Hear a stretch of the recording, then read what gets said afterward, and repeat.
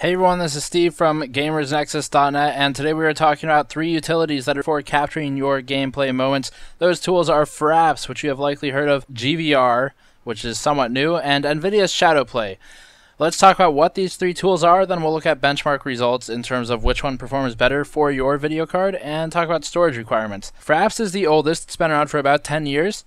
GVR is somewhat new. It is built and supported by Raptr, but is heavily supported by AMD. nVidia's ShadowPlay is 1 year old as of May, and is, as far as I know, the first utility on the PC side to introduce retroactive recording. GVR is also able to do this. So, the 3 tools, what are the pros and cons? Well, Fraps records almost entirely on the CPU side, meaning that your system will be bound by the CPU. It does a little on the GPU, but not much. And it's going to slam your FPS throughput in any game you're playing, sometimes up to 50% or more, which means that you're going to need to drop settings if you'd like to record gameplay with Fraps and not have huge FPS spikes. That is because it is more CPU bound than the others.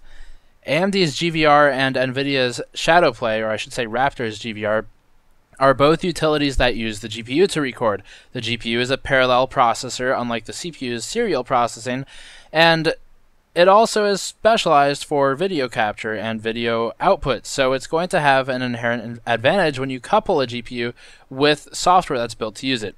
nVidia and AMD both have GPUs post-7900 series and post-Fermi, meaning Kepler or Maxwell, which would be 600 onward for NVIDIA. Their GPUs in these series and onward use what is called an encoder, an H.264 video encoder. AMD calls it VCE, it's a video codec compliance, and NVIDIA just calls it an H.264 encoder because that's what it is. And this is a special subset of the die, the GPU die, that its only purpose in life is to encode, capture, deal with, scale, whatever you're doing, H.264 video playback, which is exactly what the capture is for games, and it's supposed to do that in an isolated fashion from the rest of the GPU, meaning that your games will not actually have a huge FPS impact in theory because all of this recording is being handled by a special little processor in its own corner of the GPU that should have no impact on gaming.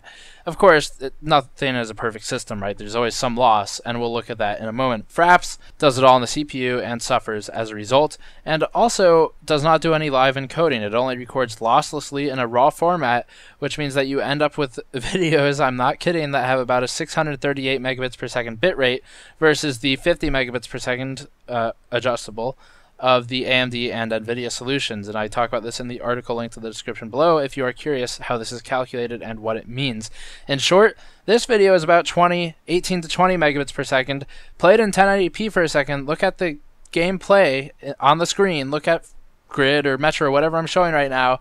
It's pretty high quality, so why would you need 638 megabits per second? Well, really, you don't, and that's the end of that.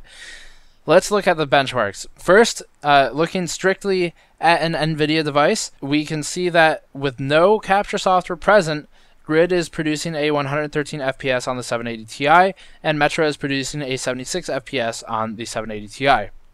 Using ShadowPlay, we lose a couple frames on each of these, one Metro, 2 in Grid, but it's almost within margin of error. It's 1 to 2% of frame loss, meaning that there's really not much reason not to record your gameplay because it's performing effectively the same as when you're not recording. The only reason not to record it is if you suck, which is still arguable because it produces funny content, as I have done, or if you don't have the storage requirement for more video, which I'll talk about in a moment. Raptr's GVR is compatible with both NVIDIA and AMD devices. It will perform better on AMD because AMD is supporting Raptr in the creation of this software, but I tested it on both just for sake of discussion. You can see on the NVIDIA card here, we are not looking at AMD yet, we dropped from 113 FPS in Grid to 82 FPS when recording gameplay with GVR. That is substantial, but still not quite noticeable for most users. In Metro, we dropped from 76 FPS to 68. Again, not very noticeable, in fact, less than 10 frames per second, and it's high enough, 60 is our baseline for playability, so high enough that it's still playable. For apps, we drop all the way to 61 FPS in Grid, which is almost a 50% drop in performance. That is substantial. At this point, you are modifying your game settings in order to accommodate your video recording habits, so that becomes an issue.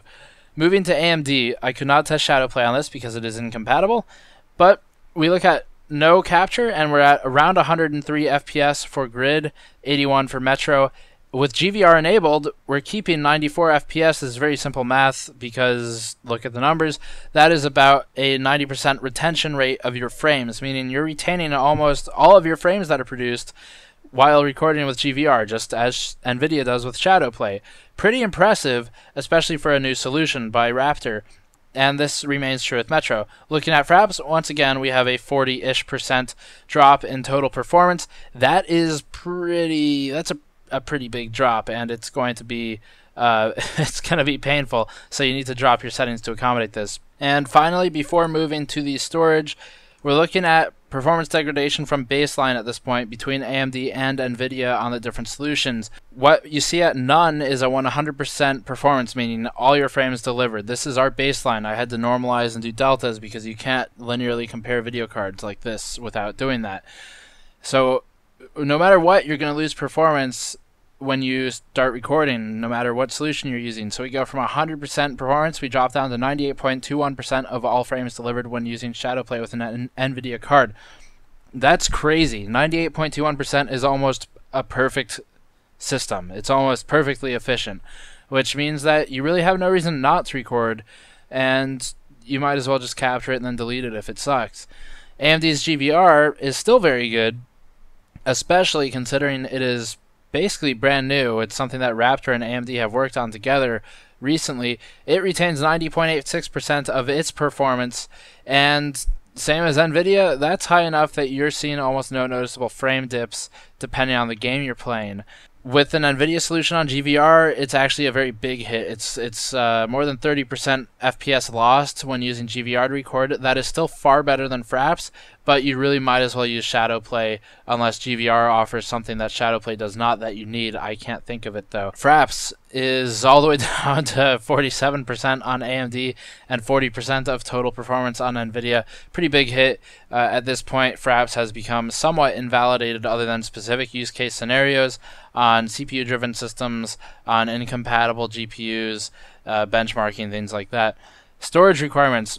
Fraps requires 9570 megabytes. That's 9.5 gigabytes of storage for a 2-minute video, which is actually split into 3 files. That's because it records at 638 megabits per second. ShadowPlay and GVR require just under or over 700 megabytes for the same 2-minute video, which is very easy to move around. You don't even need to edit it. You can upload that straight to YouTube if you wanted to. Kind of big, but not bad. That's at 50 megabits per second. You can manually decrease this to about 20 if you're a more reasonable human. So the conclusion here, GVR is very impressive, ShadowPlay is extremely impressive, and Fraps is sort of going away unless they can update to take advantage of hardware acceleration. Fraps is still useful in certain use case scenarios that I describe in the article. ShadowPlay and GVR certainly have their limitations, but they're growing rapidly. They're backed by the 2 biggest and really only video card vendors, or GPU vendors I should say, in the DIY PC and gaming market. So look at both of these. If you're picking a GPU based on this capability, you should probably read some of our other articles because it is a bit more complex than just this software stuff. And that's all for this video. I will see you all next time. Peace.